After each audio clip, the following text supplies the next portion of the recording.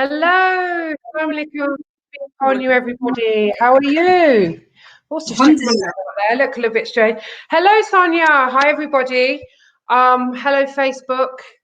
Hello, YouTube on replay. How is everybody? Hi, my name's Sara Saleh. This is the Sister Means Business podcast show. Oh, that's.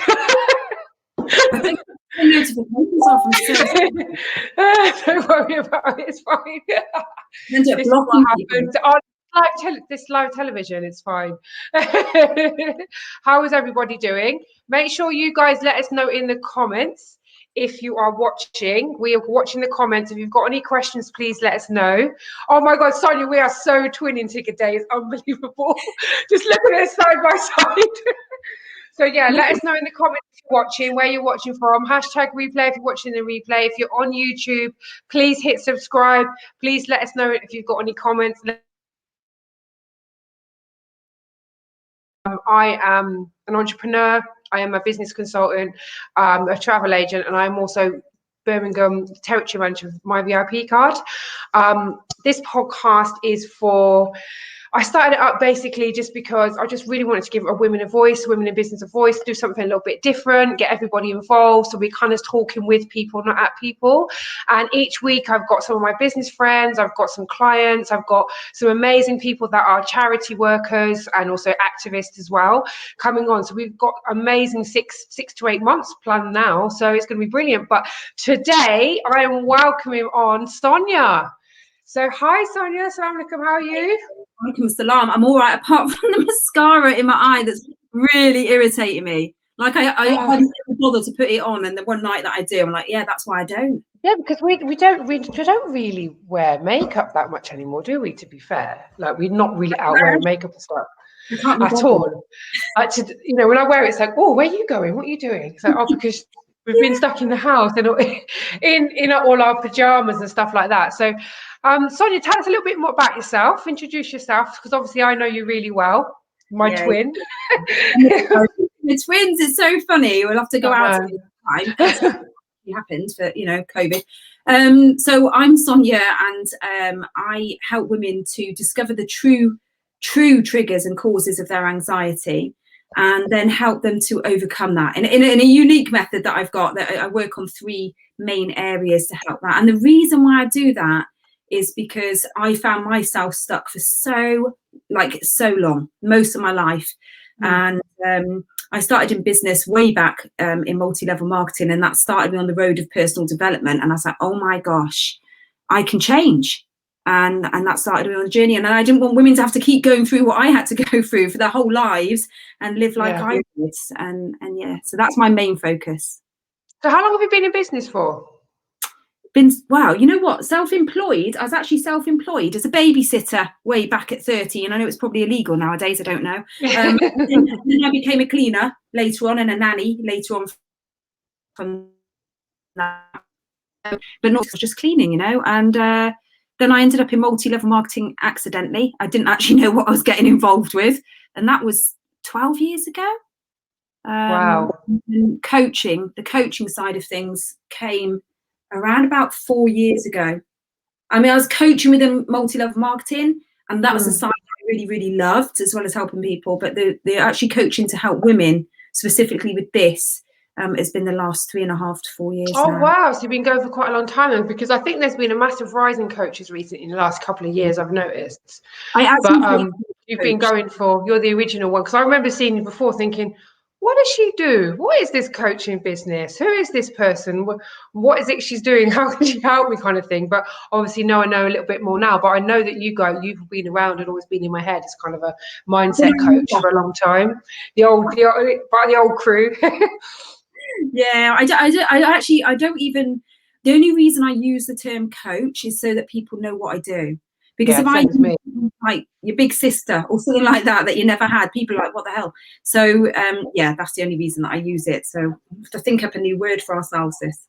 Yeah, because I mean, everyone says to me, what do you do? Oh, you're a coach. And I'm like, no, I'm not a coach. But then I was like, you know what? I'll just take it, because as long as it doesn't really matter who I am, what my label is, as long as it's helping people, and if people understand more what we do just by being a coach, because to be honest, it's not about us, it's about them, it's about our clients, really. So as long as they know what we are, so people will say, well, I'm a business, okay, I can say now, okay, I am a consultant, that's my background, consulting, but now I say no, okay, I'm a business coach. Yeah, so but yeah, so you've done a lot of like mindset stuff, so tell us a little bit more about what is coaching, what do you do, like kind of mindset coaching? Wow. I don't know what other people. Yeah. I don't know what other coaches is. What I share are the things that had the fastest impact on me, the most longest lasting impact on me. Oh, has it gone off again? Is it mine or yours? I don't know. Let's blame StreamYard. Let's blame Yeah, let's blame StreamYard. Well, yeah, I actually trained in lots of different areas, and I take what has worked best for me and my clients and put that all together so that people don't have to spend thousands and thousands and decades. So that's what I don't know what other coaches do. That's, you know, everyone's got their own sort of unique way of working, and I just share what's made the biggest, and not just on me, but also for my children and the other people around me as well. And that's because I've worked on myself, and that's what I share, because that's what's worked. Yeah, because I think a lot of people don't really understand the value of coaching until they've actually had it. And I think that's why there's a lot of business coaches, because when you get into business, that's when I actually really understood the value of a coach. Because, you know, I speak a lot about this a lot. You don't have a HR, you don't have anything like that. You don't have nothing you have nothing. No, you have mentors. So you kind of look for those mentors, but also there's a lot of people out there that I've tried conventional methods, and, you know, let's quite frankly, if you're not feeling, you know, you're not feeling that well, and to be fair, you know, mental health is an illness. It's an illness like if you break your leg, it's just got a stigma around it. If you've got something wrong with your brain or emotions, you need to get it fixed. You need to get it looked at the same way you would get your elbow looked at or your eyes looked at or whatever. So, and to be fair, the NHS hasn't got a great mental health support or anything like that, and a lot of people haven't got their own support networks either. So I think going to a coach like yourself is like literally life changing for people. I mean, I've seen some of your reviews and stuff, and some of the way some people speak about you, they're like, we could just I'm the same. When you start talking about things, I think I actually met you a few years ago on, like, I think you do like a group in Ramadan. Do you still do that every Ramadan? And I could just listen to you. Oh, wow. Yeah. I could listen to you all day, and I was like, oh my God, I love listening to her, that the way you was talking about your products and stuff like that. So I love listening to her. I could like listen to you all day. Yeah. No, you know what? Yeah, that's just about to reopen again. If anyone wants the link to that, just type Ramadan or something in comments. I'll come and send the link. That is, I first started running that when I was pregnant with Khadija, or just a year when I was breastfeeding. But I just thought, like, I can't fast, so how else am I going to gain reward and be part of something? Because being a reader as well, sorry, like, I've always had Eid and Ramadan on my own, always, even when married, always on my own, part of that side of things. And so it's always been really lonely. So I thought, okay, there must be other sisters like me out there, and other sisters that can't fast, so how can I bring us together? And that's how it started. And you know what, it's such a beautiful group, mashallah. So I'm really excited. Yeah, that's due to start in the next few days, actually, a couple of days. Oh, so what have you been doing over lockdown then? How's your lockdown? How's your homeschooling and stuff been going? Like, you saw my live this morning. I didn't do homeschooling because they were too young anyway. She was just in reception, and Talib was in thingy, and then my teenager kind of did it itself. I've had a rough year, sis. I don't think you have a clue what's However, it's been life-changing, and there's been in many positive ways as well. And I don't know about you, but what lockdown did for me, apart from the utter chaos that was going on in my life, it made me slow down even more than what I would normally do. Yeah. And I am a busy person, and in more recent years, I've deliberately slowed down, because I know that's when, for business, that's when the creative juices start flowing, right? I actually hate the word, sorry, I lose that. This creativity comes if I slow down. And in lockdown, not only was I slowing down for business, I was slowing down for life. And it slowed me down for my children. It slowed me down to notice what was going on in the world. I started seeing things that I haven't seen since childhood, just watching the fledglings. I saw the seasons coming and going, Wow. and started tuning in. And I just found it, I'm almost like a little bit, like, I think this will go on for a long time anyway. But I was a bit sad that things started almost get back to normal, because it made me realise the true importance of our friendships, family relationships, just being present, really, really being present in the moment and slowing things down. I think that's amazing what you just said about being able to sit and actually appreciate the birds. Just appreciate what's around you, because we are every day, we're like just literally go, do this, pick this up, pick that up, do this, go there. And when we have a chance to actually sit down and relax, that's when all these little things start coming into play. And you think, like last year for me, I had a mad year as well last year. I lost the business. Well, I moved house, but I'm very happy for that I moved house. Even though we're not near family, we've got a really nice house. I lost a business. I just tried to start another one. I got really, really ill. I ended up in hospital, paralyzed. I had Bell's palsy. Then I got pregnant. Alhamdulillah, I'm fine. I'm happy I got a baby. And then it's just one thing after that. My husband lost his job because obviously his business basically went bust because of COVID. So it was just one thing after another. So I totally get with you for the year. But then obviously on the flip side, I got to stay in my lovely house. I got to chill out with the children. I got to spend a whole year with my husband, which a lot of people probably wouldn't like to do that. But we got to stay at home. To be fair, he was actually working out still a lot, because he was classed as a key worker, so they were still working and they were out and about. But so I still had that thing with the kids, and it was great. And the kids were in the garden. I'll be honest, I think the second are we on the second or third lockdown? I don't even know. Does Boris even know? Come on, man. He does. After today as well, and updates. It's like, because obviously I'm in travel as well. I've got one of my businesses is a travel agency, and I need to add like border patrol or border policy on my skill set, because deciphering that is like deciphering, I don't know, it's worse than the HMRC password, to be honest with you. You have to go on a quest with a troll to go and find how to get in. So every day there's a new updates, and there's this and that's coming off. So it's been really stressful. But like I said, I think this part of this lockdown, I was fed up. I was really fed up, because I just had a baby. Before that, I was heavily pregnant. Just had a baby. The day I came out, my husband was working. The day I came out, I was homeschooling from a C-section, 3-4 days of a baby. To be fair, it was fine. My kids weren't that bad. They had one laptop. We're lucky that we had a laptop. We had a spare laptop between them. So they had one laptop between them. And there was one, if one took too long, he'd be to 11, 12 o'clock. And the other one would start to 11, 12 when he'd be watching TV and all sorts, And then the little one, bless her, she I don't know what's going to happen to her when she starts school in September. But yeah, so it's really tough. The reality is that it's hard, right? There's no getting away from it. It's hard. And I've had a few people that have come to me and said, it's I've managed to do this, that, and the other, but other people have it worse. Yes, other people do have it worse. Like millions of people every single day in this world have it worse than what we've got in the UK. And I'm not talking about COVID. However, because we're human and we're allowed to feel things and express it and then move forward, so we don't hold it inside of us. So it's all very well with saying, there still are. There's some beautiful things that have come out of COVID that I've taken from that. There's also been some really, really flipping challenging times, and I just want people to really acknowledge what we've gone through, all of us individually and as a nation, and for our children, and acknowledge what they're going through. So part of the homeschooling stuff, I am not forcing my child to sit for those hours on a screen, damaging them, in my personal opinion. If they're really struggling with stuff, if they're enjoying it and they're getting on with it, and we need to push them a little bit because they were quite happy to go and watch Teen Titans. I don't know if any of your kids watch Teen Titans, but I love I got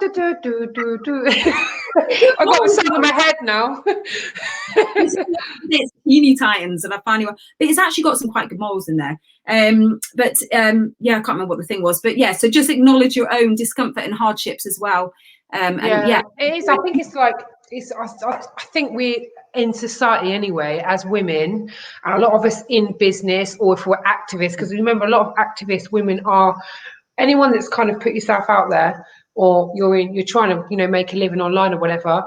We are so bombarded and subjected to so much stuff. And I think, like you said, there's people like yourself and myself. Like when I first started my business, I thought I was going to be helping people with content and go on Facebook. But literally 80% of my work is mindset.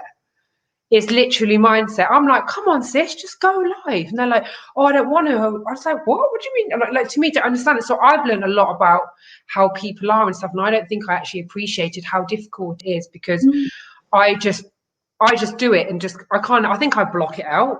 Not that I don't have anxieties and stuff, I do, but I just kind of block it out. And I think we're not good to ourselves at all, as collectively as a society. And I think all this stuff that's happened with Meghan Markle and, you know, different celebrities in the media and all this circus show with, I'm not even going to give them any airtime, with people walking out of studios and stuff. You're like, just absolutely ridiculous. And I think all of us need to kind of, like you said, we need to kind of step back and just have a think about what we're going through and understand that it's not normal. None of this stuff is normal. We can't be expected. I think even before this happened, it was like, I used to be really jealous when I used to see things on Pinterest of these cookies, and you'd make them, and it like, you'd have this thing before I had children. It was like, I'm going to have this whole hour with these children making these perfect cookies and doing all this stuff. When you do it, it lasts like a minute, like literally a minute, and then you've got like an hour to clean up. And then the photos you put out look great, but everyone else must know that that's only her kids are written. And now I've got 4. It's like, wow, you know, do you know what I mean? So yeah, I really agree with you there. We need to kind of be less difficult on ourselves. That's why it's another reason why I started this show, to be honest, because I've a lot of people like listen to podcasts, do this, do that, and then the Clubhouse came out. I have not got an iPhone, and someone said I've been asked twice to go on Clubhouse. I'm like, I'm not on it, and they're like, what? Oh, I know people that have bought second phones to get on it, and I'm just like, no, I'm not on it. I've actually got the Stereo app, which is for Android. So I've been kind of looking at that, and I was like. So I've got the Stereo app, I've got this. So I'm just like, okay, let's start. I'm listening to a lot of podcasts, and it's all talking at everyone. I've made this much money, I've done this. And then you're looking at parenting podcasts, I've done this and you need to do that. And it's talking at everybody. But we need to be a bit more, I think we need to be a bit more understanding and kind of start talking to each other a bit more as well, because there's loads of bickering and stuff on the internet. So that's why when I started this podcast, I was like, right, I've got a group of over like nearly 1,200, mashallah, women from all different religions, all different races, different areas of the world on this group. And a lot of them haven't got a voice.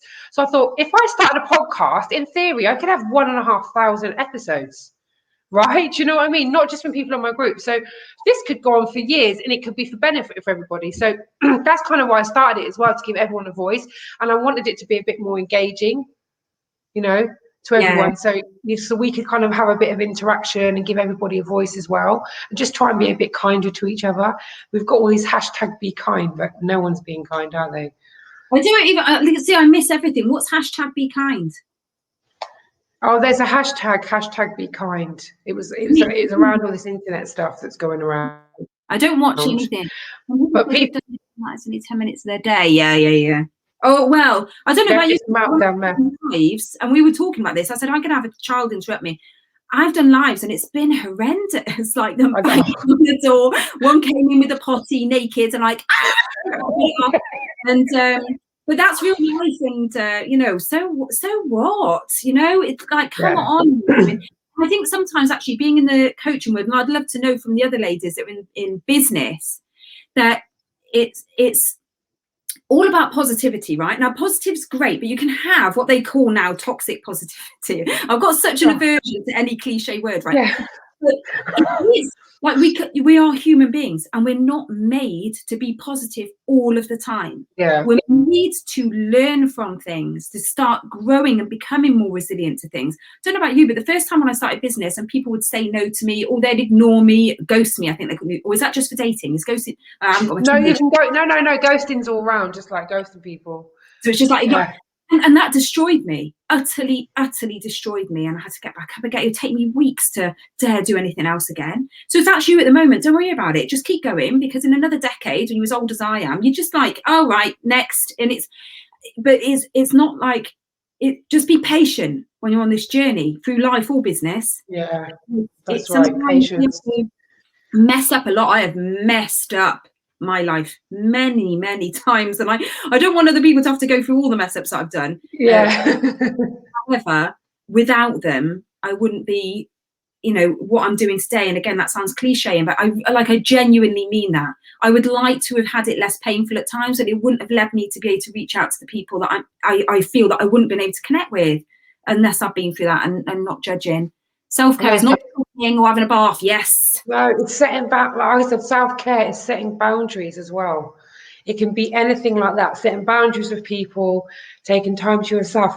Like I said, when somebody said that to me, I was like, "What? What do you mean? That's like that is, to me, self-care is having a bath, because I've got kids, I've got a business, I've got a house, I'm a wife, I'm also a Muslim, so I've got, to people that are watching that are not Muslim, I pray 5 times a day, or on time, and try and get extra prayers and all this extra stuff that we're doing as well. And you've got guilt, you've got this, you've got that, and the last thing, having a bath literally is self-care. Like putting yourself some bath salts. But it's not that's normal stuff. That's just that should be, just having a bath should just be a normal thing that you can do, which is part of your routine. It shouldn't be something that's healthcare. And Simon's totally right there as well. Like literally, she really is, because I don't know. What do you do for self-care, Sonia? Like, I don't. I mean, there's two ways of there's a few ways of self-care. One is the healthy way of nourishing. So making sure that I'm eating really well is a massive, because I love, as well, religious or not, a lot, I gave my body, and when we're told to look after it. So self-care to me is really tuning in to what my body is needing and what my brain's needing. And so whether that is taking time out and off my business altogether, so 2, 3, 4 weeks off it together, just to be me and to calm down, that is self-care. Eating really good, making good food choices because I'm feeling a bit low. And if I actually self-care, like we say, have a treat. It's okay to have a treat. Well, it's not okay to have a treat if I'm feeling low and my mood's going down. I need to eat the nourishing food. So I really tune into what self-care is. And having boundaries and putting myself on the same level as what I put other people, which is something that I never did for, a good 40 plus years of my life, really, realistically, consistently. And so, self-care for me is the stuff that we do. I think a lot in a lot of cultures, because obviously, being Muslims, a lot of us, we see people's like, I'm married into an Indian culture, but obviously I'm from a Scottish and Irish culture, but I've got friends from all different walks of life, Polish friends, everyone. And it seems to be, especially the British as well, we've got this thing where we're so worried about what everybody else thinks. Again, this links on to what I was saying earlier, that we put everybody else first before ourselves. So like you said, self-care is putting yourself first. It's almost like we don't want to put ourselves first. Like, no, we can't do it. It's like we've been conditioned to be like, you can't say that you can't feel beautiful, you can't say that you've got a lot of money, you can't show off, and you also that you have to put everybody else first before yourself. And I can see where that comes from in a kind of religious aspect, but it's kind of, that's a really warped way of kind of interpreting it. But I've recognized me doing that, because I was putting a lot of people first before myself. I put everyone else before that, but I've started doing that more now. It's that balance, isn't it, sis? It's that balance of like I work as well voluntarily as part of the CIC for domestic abuse and Chain Phoenix, and And a lot of my clients come to me actually, and it's the narcissistic abuse that's causing their anxiety. Often don't recognize until we've gone through things, and I never say anything. It's nothing to do with me. They find it and discover the triggers themselves. The CIC work, which is voluntarily, I get so many women, not just sisters, but so many women reaching out to me talking about this, and I so want to help them. So if you're somebody that's in business for yourselves, and I find most women in business are doing something because they genuinely want to make a difference in someone else's life as well as their own. Want to make a difference. Yes, we need the money. We need to put the food on the table. Like, I'm a single mum. If I don't work, my kids can eat. So it's looking at that balance. So sorry, I go round in the houses, don't I? Is that when we're an empath and we get people inboxing us, or with somebody that's got strong wills that we really want to help people, we can give and give and give and give and give, and then I've been there. No time to put into my business, no time for my children, and certainly no time for self-care, because that will be, last on this. And then what happens? Then we can't focus, we can't think straight, we can't work on our business. We might stop our business, which is genuinely out there helping other people. It's time to really start looking at the difference that we women can make in people's lives when we are looking after ourselves, when we are charging the right price in exchange for energy, because that's all it is. When I pay the plumber, it's an exchange in energy. He's come or she's come, not being sexist, to do the thing. I'm going to hand over my money. It's an exchange in energy. When I give money over now, when I'd be like, oh my God, I can't afford it. That's a lot of money. I now just, Bismillah, for sake of Allah, or here's my exchange of energy. I'm giving this because it's saving me from doing that. And that's how we need to see ourselves. When someone comes to me for help, I can direct them. And I always give a little bit anyway, because that's just how I am and who I am. But I do it less. I've recognized that I cannot help people enough unless I'm not stressed and worried about the money that's coming in. If I'm not stressed and worried because I'm exhausted and overworked and underpaid and feeling guilty because I'm not with my children because I'm trying to help all these other people, when I put my time and money and effort into seeking out the things to help me, you've done it, you've invested for your business to get you to the point that you're at. Now it's time for us to be helping other people in the same way. And I tell you, most people, and I'm not talking about the DV stuff, I'm talking about with the business side of things, most people, until they start investing in themselves, don't shift forward fast. It was only when I started investing bigger money into myself, not just my business, but into myself as well, that things really started shifting in my life, personal life and business life. That was a long answer. You don't even ask me anything. Sorry. No, I did. No, it's amazing. No, I'm just listening to you. It's absolutely amazing, because I think probably most people that are listening to this can resonate with it, because it is definitely when, as mums as well, and as business owners, we just seem to put everything else first, and we don't, like you said, you can't help other people. Like, even when I've been in charity work and I've done stuff, like when we would go in, I was doing so much of it all the time that I was putting myself in for a lot of other people that actually I wasn't getting much back. And obviously you don't give to receive, but then there's got to be a little bit. When I actually need help, I've not really got it back. And to me, I was just like, why does nobody help me? Why is it everyone, when I'm actually really ill, or, I've got really, really ill last year. I was in hospital, there's all sorts of stuff, but it was for me as well. And then I learned to kind of invest in myself, be like, do you know what? I'm not doing this stuff anymore. And since I moved to the Midlands and I started investing myself, so this was last year. Yeah, I did get ill, but I think that was a trial, and I have had another baby, and I see that as a blessing. That was something for me to be given, to give me more rewards for this. I've got this big house and stuff I'm living in now, but I think that was, once I started investing, stopped doing a lot, because everyone knows when I used to live in my previous town, I know a couple of them are watching now, I used to do so much stuff, and when I stopped, my business just went, and I started thinking, you know what, I'm going to do that for myself now, and what I'm giving everybody else, I need to give to myself. And when I started doing that, it was absolutely amazing. So this is why I can do this sort of thing now, because I normally 8 o'clock at night, I'm like, oh my God, I need to go to sleep. I don't want to talk to anyone. And I was all peopled out, and I'd done so much stuff for the day, and I'd be wanting to go to sleep, or I'd be just wanting to eat chocolate all day. I still do want to eat lots of chocolate, by the way. But now it's 8 o'clock, and I'm like, yeah, let's go and talk to some people. Let's help some people. Let's see what we can do. Let's have an amazing conversation with Sonia and see who's going to come on live as well. So it definitely is true. Like, it's just one of the fundamental things. I think it's one of the main pillars that you should look at in your business for yourself. Like, everyone has their kind of 2-3 pillars, what they want to give everybody, but you should be giving it to yourself as well. And family, I don't know what I said, but there was a point where I worked and that's all I was doing. Charity work and business work, that's all I was doing.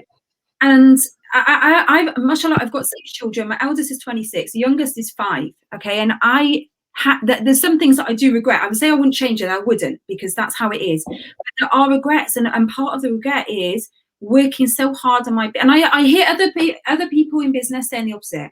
Work really hard for 5 years and yeah, your children will be okay. Personally, no, that isn't what happened. It wasn't enough. I lost a crucial part, and I do regret that. There's points where I was saying, I'm sorry, kids, I'm doing this and that, and I just think, you know what, I wish I'd just gone to the park with them. I know what you mean. Yeah. So I'm really, really careful now with my younger children, and that was a mistake. And we all, I feel that was a mistake for me. And other people, that's fine. They can, you know, I've got no, you know, it's everyone chooses differently what's right for them in those circumstances. But I lost connection with my children. It wasn't just that. There was other stuff going on. But I do have some regrets in that. So I'm really more careful now. So like this afternoon, I don't often do evening work anymore. And that's the evening, is getting that balance right. So I normally say no to all your evening stuff. But what I did is I came home from school, made sure that I had one-to-one time with the kids and played them, talked with them, we had a nice time together, so that now when they're sat there now and they're, you know, half nodding off and going off to sleep, I don't feel bad. I've spent all of that time with them. I know what you mean. And did it that way. Whereas before I was just go, and adrenaline. So I'm just more balanced and careful about that. And I don't feel guilty now when I'm spending it that time, whichever way I'm going, work, business, charity, friends, because I've got the balance now. No, it's totally true, because I think I learned a lot hard lesson on that as well myself. Like I said, last year when I started kind of working on myself and having my boundaries, like when I started my travel business, so I started at the back end of 2018, I kind of didn't really know my online boundaries. So I was having people messaging me at 11 o'clock at night because I was like, I wanted to get the lead, I want to give them the quote. I was doing it, and I was doing stuff in the morning, I was doing stuff at night, I was sending stuff, you know. And I don't know if you ever had this, but if anyone's on here and they've got a service-based business or a product-based business, you get really strange messages at 2 in the morning. They're like, how much? Like literally, how much? And then 2 hours later, 5 in the morning, and you'll get a how much or a question mark. And then you're in, and then 2 hours later, you'll get, I've gone somewhere else. And that's literally like that. And I'm like, who are these people in the UK up at 2 in the morning expecting to get a quote for a holiday that they're only going to spend £100 each on, like within 2 hours? But I didn't see the boundaries at the time. And I was work. I was online all the time. I was speaking to people. And to be honest, a lot of people were just using me to get quotes. So they were actually stealing my time. And when I actually realized what was going on, it took, obviously it's a process that we all have to go through sometimes. I actually felt, hang on, these people were stealing my time, because I was, you know, spending 2-3 hours on a quote, and they would go somewhere else, or they would use it. And I had people that were travel agents that would phone me, or get people to phone me to see what it's really cutthroat sometimes, some of the stuff. So I didn't know. And like I said, it's the same with you. I kind of regret doing that, because my daughter was really small at the time. And she was maybe under 2, and I used to go to playgroup, but I used to be like on my phone or getting stressed, trying to get her some lunch, hoping she'd go to sleep and stuff. So when I did start earning a bit of money, I was like, right, I felt really guilty. But what I did, I actually put her in nursery, but she loved it. So she started at 2 nursery, that was me finding the kind of, it wasn't every day, it was like, I think it was 3 hours a day, 4 days a week, term time only. So we still had Friday together, and that was me starting to set my boundaries then. But even then, I was rushing around, I was dropping her off, I was coming home, I was working at night, I was doing so much, and it literally took a lot out of me. And then what happened in COVID, boom, lost it all. Like, it was like a tap turned off.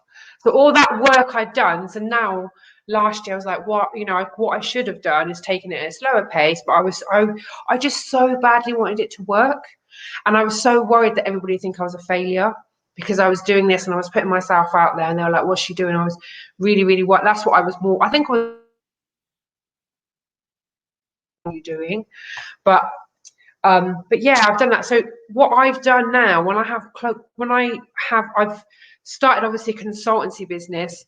I'm getting a signature large business package together that I'm going to do later on in the year. But one of the things I've got looking at on my roadmap is speaking to people when you first start a business about setting your boundaries. I might have to get you to come on and teach it, Sonia.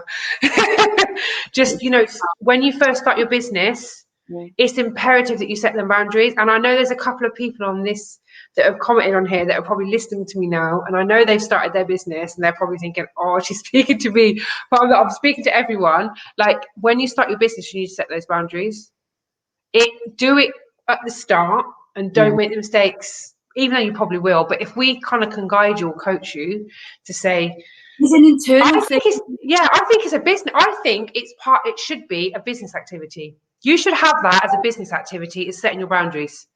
As you have your email, you have your lead magnets, you have your funnels. I think your personal mindset thing should be a business activity, and you should have it as one, but people don't see the value in it until it's too late, until it goes wrong, kind of thing. You were saying about that selling for the 7 figures, this sell 6 figures, 7 figures, and blah blah blah. All of this is coming on to people, and we think you've got to work harder. You've literally, I mean, there's times, like if you go into a launch, sorry for the pings, I don't know how to turn it off. I'm so rubbish with technology. When you go into a launch, be prepared that is going to be full on. But you know what? It's like, it's terrifying, but it's exciting, isn't it? When you do a launch, it's like boom, boom, boom, boom, boom, boom, and it's like this dominoes effect. And then nothing can come to fruition, but we learn from it every single step of the way. The rest of the time, it is so important to your time. Is precious, man. It just goes. And with all the money in the world, there's a certain amount of money that we need to earn to live. The rest of it, and it's not me saying that I don't want people to be massively successful if that's what we want to do. Just recognize what is going to earn you money and what is taking away your time and energy. Yeah, definitely, because that's what people pay you for. At the end of the day, people are paying you, no matter what you're doing. Like you said, it's energy. People are paying you for their time. Whether you're making a product and you're selling it, that's your time. Everything is your time until you can get automated and it's all digital and you've got a big funnel and stuff like that, which a lot of people that watch this probably were all listening might not even be at that point yet. It is your time. Make sure you're using your time well, because we haven't got that many hours in the day. Like you said, if you do it later on down the line, like now I've got 4 kids, so when the little one started to crawl about in the summer, I can already see it. That's at the moment I can stick her in the bed. Like I was actually going to have her in a baby carrier now, but she was awake and my husband was like, it's fine, just leave her with me for a bit. But I could put her in the baby carrier and she'll be all right, but she's going to be crawling around, she's going to want a little routine soon and stuff, so I just have to go with the flow with that. But as long as I know that if I'm now, I won't answer my phone too late or won't wait. And it's sometimes so hard not to answer on the weekends as well and things like that. Like I will sometimes, but there's sometimes I'm just like, oh, don't do it. We should get on Clubhouse. So I'm doing a Clubhouse tomorrow. I know. Time management. I'm gonna make a hashtag, not Clubhouse. And then, I love it. It's wonderful. I know. I can imagine. But I would be annoyed if I didn't have iPhone. I would be like, oh, they're going to say these apps. I haven't got one. I'm not buying one. Like I am the person of everything. I like now. I've done I love going on video and I love going live because I can just talk. If I'm sat writing content, I'm not. Obviously I write content and do it, but the most thing I enjoy is now I like the engagement, and I know I'd probably like Clubhouse, but I am not. I refuse to buy an iPhone for like £200 just to go on. I'll be honest. I did look. I thought, can I get like an iPhone like under £100 or something like that? And they're like, no, because and we've got an iPad, but it's only got iOS 12.5, and apparently you need iOS 13 for Clubhouse, and Apple have stopped supporting a load of products. So our iPad, it's a little iPad Air.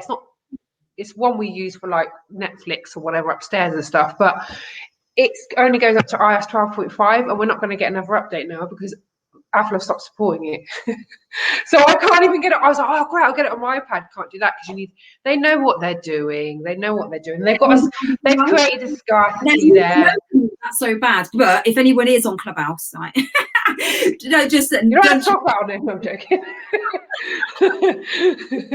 No, yeah, do come and say hello. Have you got a room? Is it rooms they have there? What I don't even flipping know. So I'm on there. I'm Sonia Keats Jedi, right? And I made the name up thinking I could change it. You can't, and it's because I love Star Wars. So I What's it called? and now look right, idiot. Oh, that's brilliant. That's brilliant. Oh, no, that's me. Right.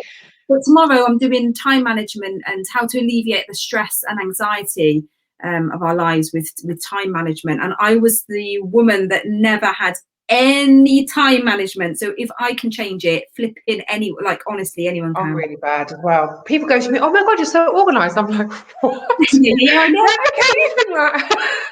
That's great. That's great. Did you watch, do you know what? Totally off topic now. Let's just talk a little bit off topic. Have you watched The Expanse yet? No. I don't hardly watch anything, you know. It's a sci-fi series on Prime. Oh, called The Expanse. Yes, on Prime. It's called The Expanse. It's like 6 series.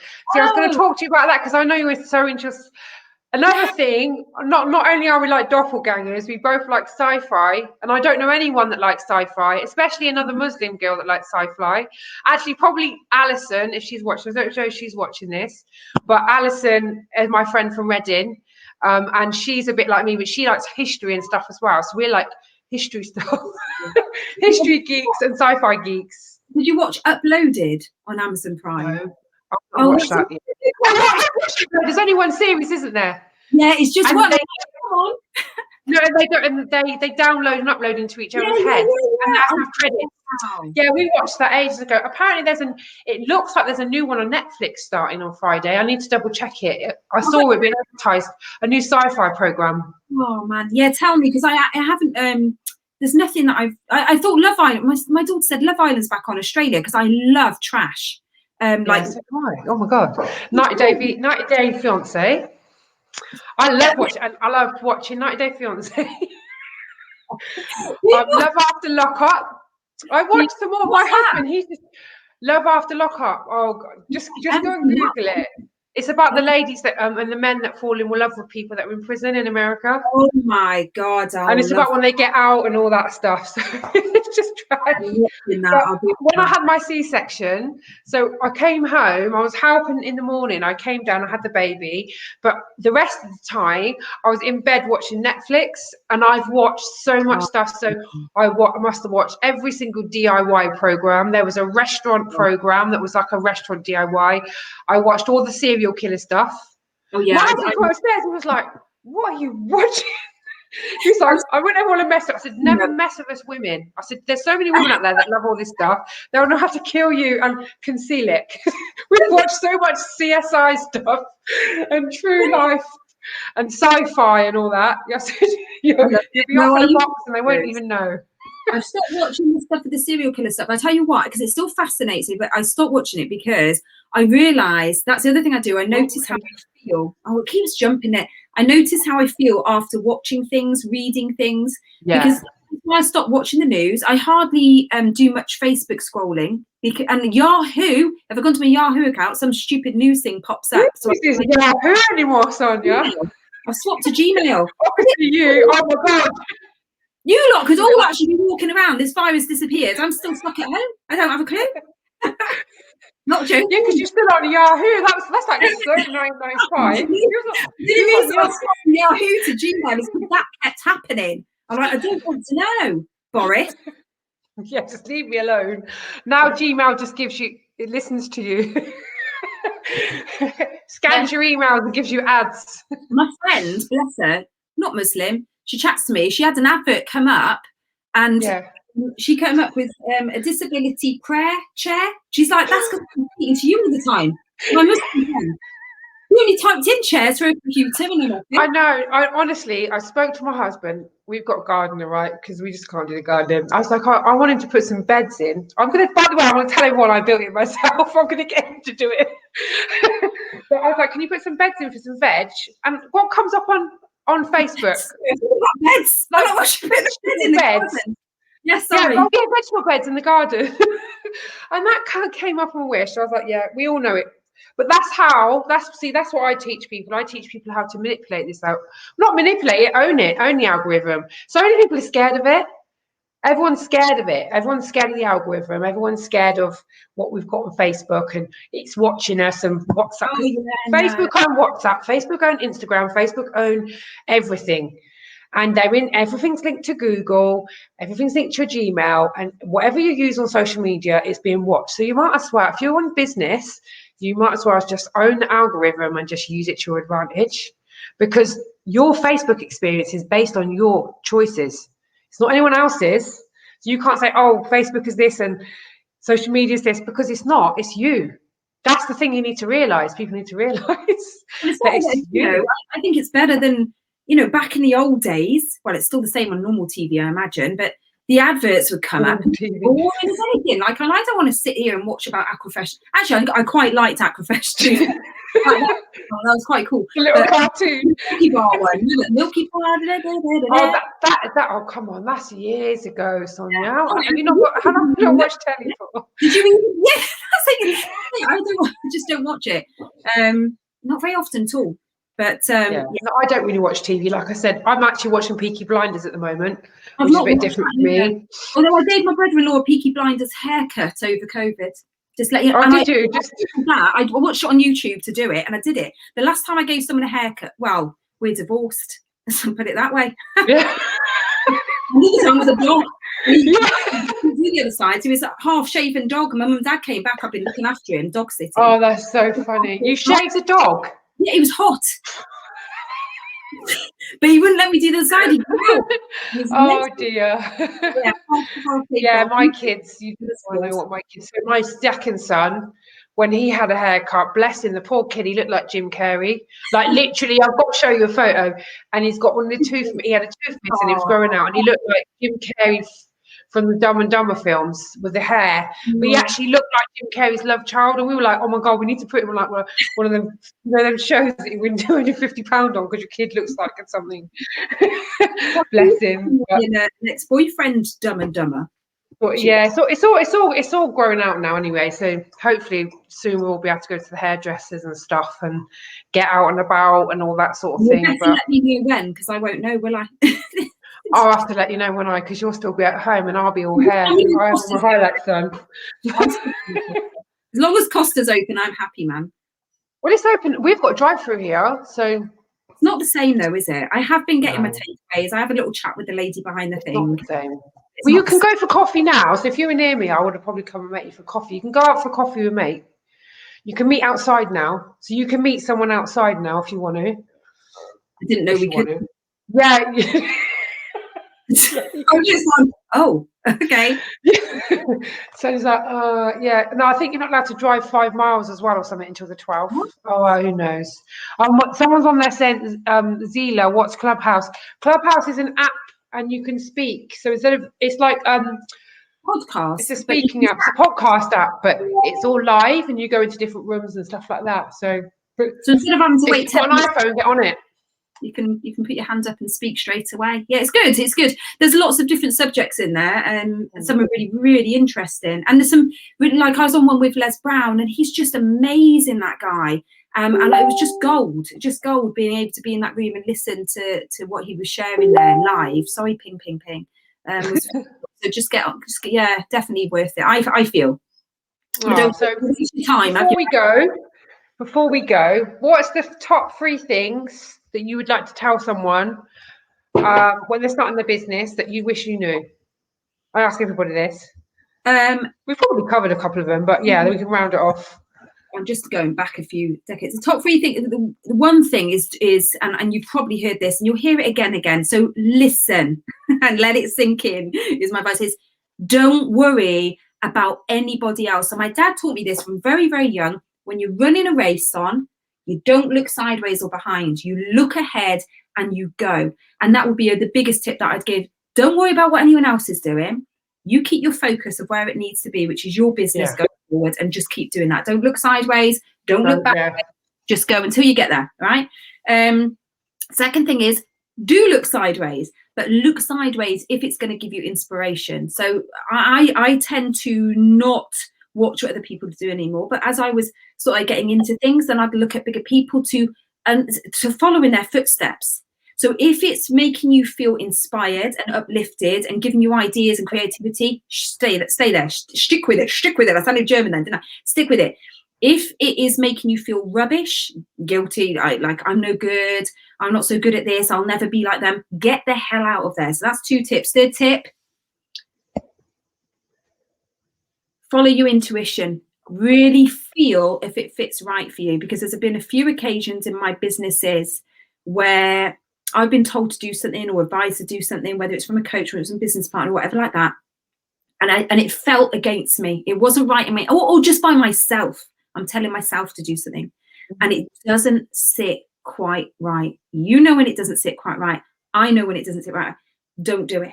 Trust your intuition and don't do it. And if you do it, don't beat yourself up. Just learn from it. Go, I'm not doing that again. It doesn't feel right for me. It's okay that you're not doing what everybody else is doing. You'll find your own way. So just trust yourself in that.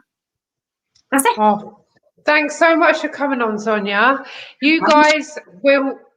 What is your Facebook group or your website, or what do you want? Where can people find you?